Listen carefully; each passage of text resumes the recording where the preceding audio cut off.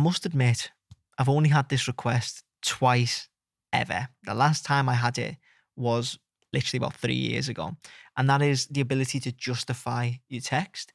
So what that means in layman's terms is, if you imagine you're reading a magazine or a newspaper and it does that weird spacing so that, like, how would you even describe it? It's like the words start on one end and they finish on the other, but it's all in like a straight line. So it's really um, neatly set up, and it kind of looks weird on websites, but there are people out there who want it, and so I wouldn't be doing my job if I didn't show you how to do it. And Squarespace actually, to their credit, did add this in recently, because when I got that request, I had to use CSS to justify the text, and it felt really like an oversight almost on Squarespace's part. So they've rectified that now. So props to Squarespace. Anyway, it took me about 2 seconds to show you, so let's get into it.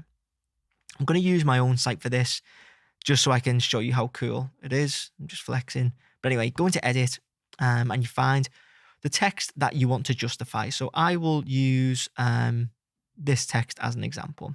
And you can see we've got the alignment. So we always used to have the left, center, and right alignment. But then you can see this, which is justify. So all you need to do is click justify, and you can see it brings it out to the end. It doesn't do the bottom line, but it will do this. So if I was to copy and paste this multiple times, you can see it goes straight to the edge for everything except the last line, just like a newspaper article or a magazine article.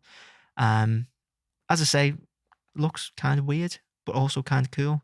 Depends what your preferences are. But once you're happy, you think, okay, that looks lovely and justified. Hit save, hit exit, and you're done. And that's that. So hopefully you found that useful. If you did, please make sure to leave a like and hit subscribe. And if you want me to build your Squarespace website, you can get in touch using the links in the description.